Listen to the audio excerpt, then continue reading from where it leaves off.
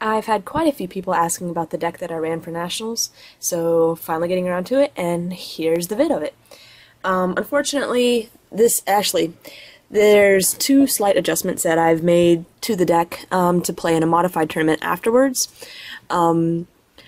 Unfortunately, this just wasn't the right deck choice with the Canadian Nationals. A lot of people have changed over from Magnabor to Magnazone Yanmega, or just Yanmega variants.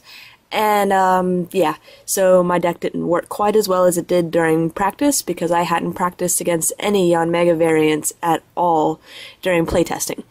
My deck actually does have a name. I thought I was kind of original when I was coming up with it, but turns out I found out the day of pre-registration that I believe it may have been Jay Witz or someone else did a video on pretty much specifically my deck, calling it Four Corners. It's 4 stage 1s that seem to work pretty much perfectly with each other. And honestly, it still was a pretty good play for Nationals, but it definitely needed some tweaking to be able to stand up to all the Magnazone Yanmega in the format. But yeah, this is what I ran. 1 tie Rogue.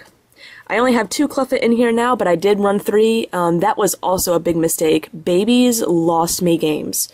I just have horrible luck when it comes to the flip, and a lot of my games that actually, my first game that I lost, he took 3 prizes off of babies. Yeah, I couldn't get, I was dead drawing. You can actually read more details of my tournament report on my blogspot, which the link is in the bottom description bar. But yeah, for future decks, I'm taking Jay Witz's advice, probably, and running no more than 2 babies in a deck, possibly 3 if I want to go for tie Rogue, but even 3 I think is a push. You know, I'm really just sick of losing games because of these guys. Yeah, they're amazing starters, but they're also just very easy prizes for your opponent. Alright, so I did that. I did a 2-2 line of Zoroark. And you may not be able to tell, but this is the first deck that I actually played completely reverse. Unfortunately, I think you could tell it a bit more with this one. The matte sleeves that I have, I was told that they show the reverse more. I honestly think they show the reverse less. I like the way the matte sleeves shuffle, but I think they just make the cards look dull. That's just my personal opinion, and I may just be a bit bitter about the sleeves because they did clump for my first, well, technically 4 games. That first game was a practice game the night before, but they just horribly clumped my cards, and I've never had that problem with just the regular Ultra Pros. But anyways, I did 2-2 Zoroark. In the tournament, I did 2-2 Yanmega. I changed it to 3-3 after the tournament. 2-2 Donphan, 3-3 Cincinno. That may be something, if I could go back, I might change. I really like the 3-3 Yanmega, but I might want to take the reliance off of the Cincinno a bit, maybe do a 2-2 tech and add in another Donphan, and possibly another switch, because the Donphan tends to get locked up there pretty easily. So those are my Pokemon. Here's my trainer supporter line. 4 Copycat, 3 Judge, and those are to get my hand sizes the same as my opponent for Yanmega, so I don't have to pay energy to attack. 1 Professor Juniper, 1 Flower Shop, 3 Collector, 1 Twins. Those were my supporters. The only time I kind of wanted to change up my supporter line was when I ran into, and this was in a tournament afterwards, but a Vileplume deck. I don't have any supporters that allows me to just directly search for evolved Pokemon, so I was having some difficulties there, but I was still able to win that game pretty easily just because my deck doesn't rely on stage 2s, and I can usually Copycat, or even Twins if I'm behind, into the stage 1s that I need. So here's the trainers that I run. 1 switch, and like I said, if I go back, I'd probably add another switch if I was going to increase my Donphan line. 2+ power. These were critical for being able to one-hit knock out the Magnazones with Donphan's Earthquake. And they also actually came in handy quite a few other times. For example, one-shotting Yanmegas with Cincinnos. But yeah, the 2+ power were essential. 2 Pokemon Reversal. Again, this is another flippy card that I hate this card. And I'm kind of glad Catcher's coming out, so that'll replace it and have a guaranteed, let's bring up your you know, whatever on the bench. Because, I mean, I lost games just because I could not, you know, I would reversal, I would use both my reversals, and I would use some junk arms on reversals, and I would just flip tails every time. You know, right now, the format is just so flippy. I hate it. 3 Pokemon Communication, 3 junk arm, and those are all of my trainers. And so now for my energy. 4 basic fighting, 2 basic grass, and I had, I swapped out the my rescue energy for grass energy, which I know isn't needed with Yanmega as long as you keep your hand the right, your hand the same size.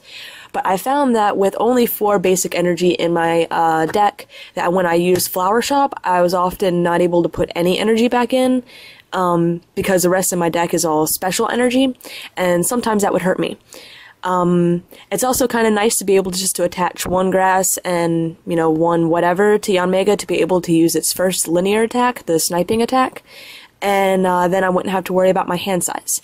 The grass energy, since it could be retrieved by Flower Shop Girl, was also just kind of nice to throw away if I needed to retreat, and I didn't feel like I was wasting a special energy, specifically the rescue energy.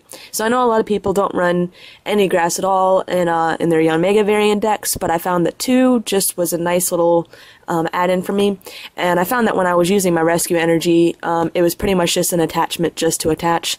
I wasn't ever really using them specifically because I needed that Pokemon back. It was very rare that I did. 3 Special Dark. In the tournament this was 4, but this is one of the changes I made afterwards in order to fit that 3/3 on Mega line in. And I found that really the only reason I have Special Dark is to one-shot the Reshiram's when I'm using Foul Play, and you know, some other times it comes in handy. But it was mainly for the Reshiram's. And then 4 double colorless. DCE for Zoroark, Cincinno, and every now and then I had to actually attach one to a Phanpy to be able to retreat them. So that was my deck. I do really like my deck. The Chinchilla, or Cincinno, I mean I could just call him the Chinchilla, is one of my favorite Pokemon. And I hope to be, with the new set coming out, I hope to be able to modify this a bit more just to be a very fast, speedy deck, and hopefully be able to continue to play it. I like playing a variety of decks, but at the same time, when I find something I like, I also like just to stick with it. So, that's an overview of the deck I ran. I think that's about it. Oh, this is the, I showed this in my other video, but this is the pretty much one thing I did buy from one of the vendors at Nationals was the Chinchilla box to go with the Chinchilla deck. So, yeah, thanks for watching, and I think since I have partnership now, I've got a lot of people suggesting that I do deck reviews, so I'm thinking of asking people to submit their decks. And I can, because I mean I can review just general decks, but then I'm doing pretty much the same thing as like Jwits and you know, some of the other big Pokemon players on YouTube. And I thought it'd be interesting because I do have people PM me quite a bit, you know, asking if this is a good deck idea, if that's a good deck idea.